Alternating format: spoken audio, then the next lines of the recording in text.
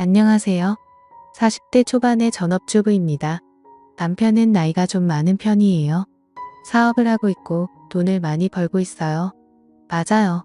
솔직히 남편 돈이 많은 게 끌려서 결혼을 했어요. 하지만 나이 차이가 많다 보니 밤에 만족을 못한 지 꽤 됐어요. 지금은 애인이 한 명 생겨서 대리 만족을 하고 있어요. 물론 가정을 깰 생각은 전혀 없어요. 사랑도 중요하지만 금전적인 것도 중요하니까요. 지금은 사랑도 하고 경제적으로도 여유로워서 정말 행복한 삶을 살고 있어요. 저의 인생 스토리 사연 보내봐요.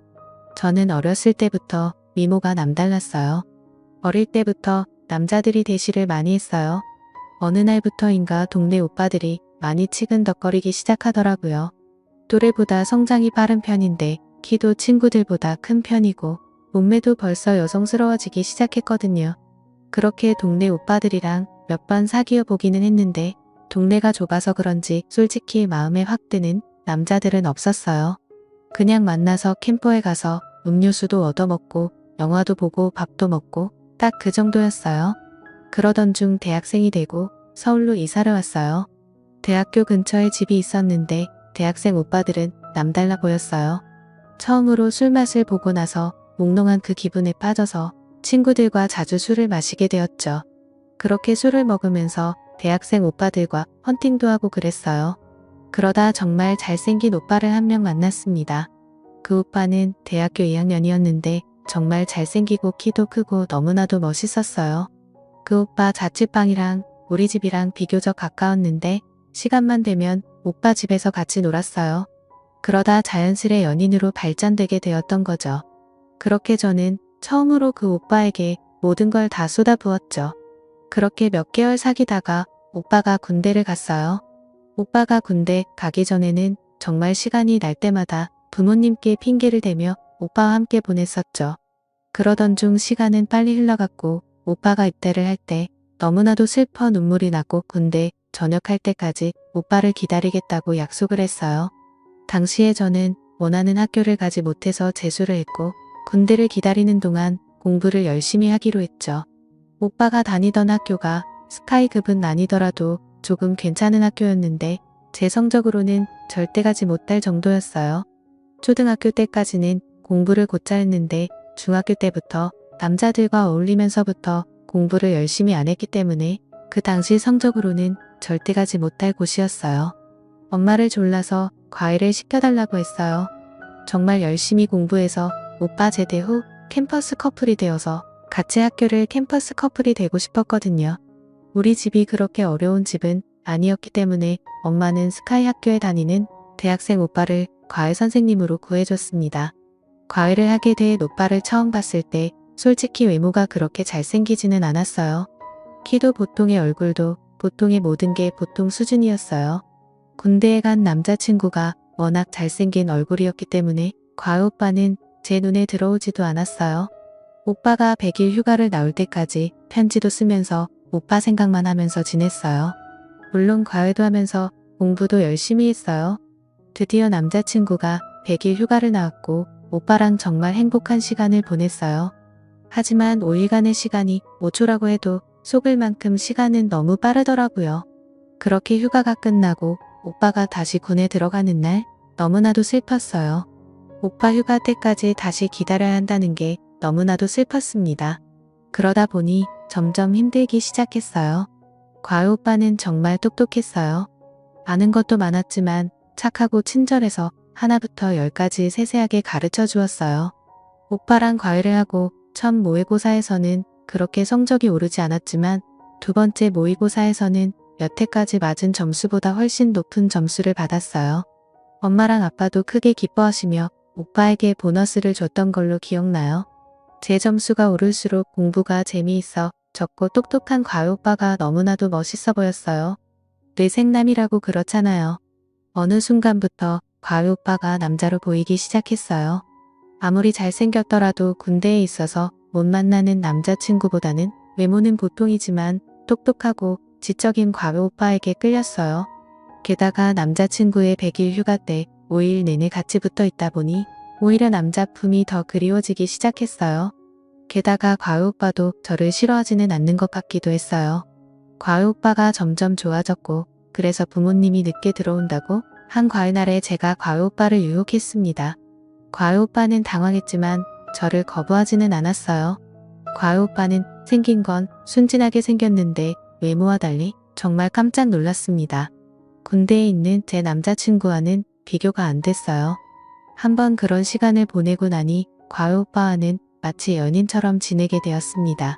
물론 과외 공부는 철저히 했고 주말에 오빠 자취방에 가서 같이 시간을 보내거나 과외 날 부모님이 늦게 온다고 한 날은 과외가 끝나고 오빠와 함께 시간을 보냈었죠. 결국 저는 더 이상 속이는 건 아니다 생각을 했고 군대에 있던 남자친구에게 편지로 이별을 통보했고 과외 오빠랑 사귀기 시작했습니다. 오빠는 열심히 공부해서 자기네 학교에 오거나 아니면 최소한 어느 정도 이름 있는 서울에 있는 대학교를 가서 자기랑 오랫동안 연애를 하자고 했어요. 사실 공부를 아무리 해도 오빠가 다니는 학교에는 갈 수 없을 것 같고인 서울만이라도 하고자 진짜 열심히 공부를 했어요.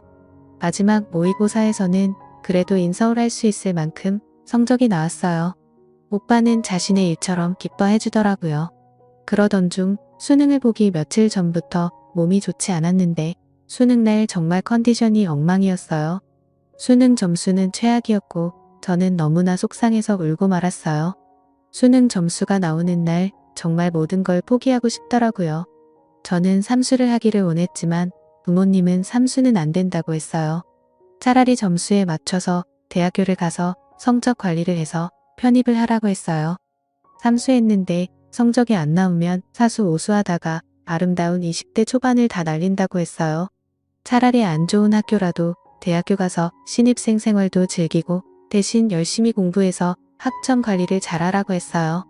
오빠도 저랑 떨어지는 게 아쉽기는 하지만 삼수를 하면 주말에도 보기 힘들다며 차라리 지방대에 가서 평일에는 열심히 공부하고 주말마다 보자고 했어요. 똑똑한 오빠가 하는 말이 맞는 것 같아서 그렇게 하기로 했어요. 학교는 충남 쪽으로 갔어요. 주말에 오빠가 놀러 올 수도 있으니 자취를 하려고 했지만 부모님은 자취는 절대 반대해서 대학생활 내내 기숙사에 있어야 했어요. 처음 1학년 때는 주중에는 공부를 열심히 하고 주말에는 서울에 올라와 부모님도 보기도 했고 주말에 바쁘다며 학교에 있겠다 하면서 오빠 자취방에 가서 주말 동안 행복한 시간을 보내기도 했어요. 한 학기가 지나고 2학기가 되었습니다. 그동안 남자친구가 있어서 미팅을 하지 않았는데 그래도 대학교 때 미팅은 한번 해봐야 하지 않냐는 대학 친구의 끈질긴 요구에 미팅을 하기로 했어요. 솔직히 남자친구가 스카이 대학생인데 지방 전문대 다니는 남자는 만족스럽지 않았기 때문에 그동안 하지 않았었어요. 그런데 평일에 심심하기도 하고 해서 못 이기는 척 몇 번 나갔어요. 그러다 어느 날은 정말 잘생긴 오빠를 알게 됐어요. 오빠는 진짜 연예인이라고 해도 믿을 정도로 정말 잘생겼었어요. 같이 미팅에 나갔던 친구들이 다들 그 오빠를 마음에 들어하고 있었어요. 저도 그 오빠가 정말 잘생겨서 얼굴만 보는데도 두근거리기까지 했습니다. 하지만 어차피 남자친구가 있었고 친구들도 제가 남자친구가 있다는 걸 알고 있었기 때문에 그냥 그날만 놀고 들어오려고 했어요. 미팅에 참석한 모두가 술을 마시고 2차로 노래방을 간 때였어요. 간만에 술을 많이 마신 것 같아서 바람 좀 쐬려고 잠깐 나왔는데 그 오빠가 담배를 피운다며 따라 나왔어요. 그 오빠는 옆에서 담배를 피우면서 저는 잘 즐기지 않는 것 같다고 물었어요. 저는 사실 남자친구가 있다고 이야기를 했고 스카이 대학생이라고까지 이야기를 했어요. 그 오빠는 담배를 다 피우고 나서 갑자기 제게 입맞춤을 했어요. 원래 담배 냄새도 싫어하고 남자친구가 있는데 그렇게 갑자기 입맞춤을 해서 당황하고 거절을 하려고 했어요. 하지만 눈앞에 있는 그 오빠의 잘생긴 얼굴과 너무 두근거리는 나머지 저는 오빠를 받아들였어요. 그러던 중 갑자기 너무 부끄러워서 노래방에 먼저 뛰어들어왔는데 심장이 벌렁벌렁 거렸어요. 기숙사에 들어오고 나서도 그 오빠의 얼굴이 생각나서 잠을 못 잘 정도였어요. 며칠 뒤 모르는 번호로 문자가 왔는데 그 오빠였습니다. 주말에 시간 되면 둘이 술 한잔 하자고 했어요. 며칠을 망설이다가 알았다고 답장을 했어요. 원래 그 주말은 사귀던 오빠 생일이라 만나기로 했었는데 이번에 잘생긴 오빠의 약속을 거절하면 다시는 못 만날 것 같았어요. 사귀던 오빠에게는 만나기 전날에 전화해서 몸살이 나서 주말에 기숙사에서 쉬어야 하겠다고 거짓말을 했습니다. 오빠는 오히려 저를 걱정했고 그래서 너무나도 미안했지만 사실 잘생긴 오빠를 만날 수 있다는 생각에 너무나도 좋았어요. 다시 만난 오빠는 다시 봐도 진짜 잘생겼습니다. 오빠와 술을 마시니 술이 술술 들어갔어요. 오빠는 자기 방에서 한 잔 더 하자고 했고 저는 못 이긴 듯 오빠를 따라갔어요. 가서 맥주 몇 모금 더 마시다가 자연스레 선을 넘어버리고 말았습니다. 오빠는 정말 지금까지 만난 남자들보다 대단했고 저는 그 오빠에게 빠져들고 말았죠. 그날 이후로 오빠의 매력에 푹 빠져버렸어요. 오빠 자취방이 학교에서 멀지 않았기 때문에 둘이 시간이 맞을 때마다 오빠 집에 가서 함께 시간을 보냈고 수업이 다 끝난 저녁에는 오빠 집에서 있다가 기숙사 문 닫을 시간에 맞춰서 기숙사에 돌아왔어요. 평일에도 오빠 집에서 밤새 있고 싶었지만 평일 날의 외박은 집에 전화가 갔기 때문에 어쩔 수 없었습니다. 저는 주말만 기다렸다가 주말마다 오빠 집에서 행복한 시간들을 보냈어요. 서울에서 사귀던 오빠와는 자연스레 멀어지게 되었고 저는 졸업할 때까지 오빠에게 빠져서 거의 동거를 하다시피 매일매일을 보냈습니다. 그래도 공부는 열심히 하고 학점 관리는 잘했어요. 1년 후 오빠와 함께 졸업을 같이 했고 저는 편입 공부를 시작했어요. 다행히 편입은 괜찮은 학교에 있고 오빠랑도 계속 행복한 시간을 보냈어요. 좋은 대학교에 다니다 보니 똑똑하고 잘생기고 부유한 사람들이 많았고 오빠랑 얘기하다가 자연스레 그런 이야기를 자주 했나 봐요. 처음에는 별 문제 없었는데 오빠는 자격지심이 있었나 봐요. 어느 날 오빠는 자신이 부족하다며 이별을 통보했습니다. 저는 잘못했다고 무릎까지 꿇었는데 저도 모르게 오빠의 자존심을 건드렸었나 봐요. 오빠는 뒤도 돌아보지 않고 저를 떠났어요. 한동안 저는 폐인 생활을 하다가 정신을 차렸고 열심히 공부만 했어요. 다행히 좋은 곳에 취직을 했어요. 중간중간에 몇 명의 남자를 더 만났는데 그냥 그래서 사실 기억이 그렇게 나지도 않아요. 그러다 결혼할 나이가 되어서 결혼정보업체에 가입을 했고 거기서 남편을 만났습니다. 남편이 나이가 많은 게 조금 걸리기는 했는데 나이 말고 다른 것은 다 좋았어요. 남편은 잘생기진 않았고 키도 크지 않았지만 나이보다는 어려 보였어요. 게다가 원래도 집이 부유한 편이었고 작게 사업을 하는데 버는 돈도 적지 않았어요. 제가 워낙 예쁘고 날씬하고 키도 컸고 다니는 직장도 괜찮았기 때문에 남편은 첫눈에 저에게 반했고 우리는 얼마 사귀다가 결혼을 했어요. 남편에게 처음 함께 보낸 날은 솔직히 마음에 들지는 않았어요. 하지만 결혼은 사랑보다는 현실이라는 이야기를 많이 들었고 남편의 경제력은 미흡한 밤을 충분히 커버할 것 같다고 생각했어요. 결혼 준비도 순탄했고 결혼 생활도 순탄했고 아이들도 잘 낳았고 행복한 가정 생활을 했어요. 남편이 결혼 전에도 만족스럽지는 않았는데 남편 나이가 들수록 정말 급격하게 불만족스러웠어요. 남편과의 만족도는 좀 포기하고 대신 돈 쓰는 재미로 하루하루를 보냈어요. 하지만 어떤 날에는 정말 너무나도 외롭고 서러운 날도 있었습니다. 원래 저는 마트에서 실물을 보면서 장을 보거나 백화점에서 실물을 보고 사는 걸 좋아했어요. 하지만 코로나가 터지면서 온라인으로 장을 보고 물건을 사는 횟수가 많아졌어요. 보통 문 앞에 택배를 놓고 가는데 그날은 외출을 했다가 택배를 놓고 가는 택배 기사와 마주쳤었어요. 코로나라 서로 마스크를 끼고 있어서 몰랐는데 택배 기사의 눈과 가슴에 있는 명찰을 보는 순간 놀라고 말았어요. 그렇게 잘생기고 저를 만족시켜줬었던 바로 그 오빠였어요. 제 이름은 흔해서 오빠는 눈치채지 못했는데 오빠 이름은 흔하지 않아서 알아볼 수 있었어요. 오빠는 저를 몰라보고 눈인사를 하고 엘리베이터에 올랐고 저는 닫히는 문을 잡고 오빠를 불렀어요. 마스크를 내리자 오빠도 곧 저를 알아봤고 조금 당황스러운 얼굴이었어요. 오빠에게 잠깐 시간이 되면 차 한잔하고 가라고 했고 오빠는 망설였지만 물 한 잔 달라고 저희 집에 따라 들어왔습니다. 오빠는 잘 살고 있는 저를 보면서 행복하겠다고 했고 저는 그냥 무한한 미소를 보냈어요. 서로의 근황을 이야기했고 오빠가 가기 전에 오빠에게 이야기를 했어요. 일하느라 힘들 테니 저희 집에 물건을 갖다 줄 때는 음료라도 한잔하면서 쉬고 가라고 했습니다. 오빠도 그렇게 하겠다고 했어요. 며칠 후 오빠에게서 택배를 갖다 준다는 문자를 받았어요. 오면 음료 한잔하고 가라고 벨을 누르라고 했어요.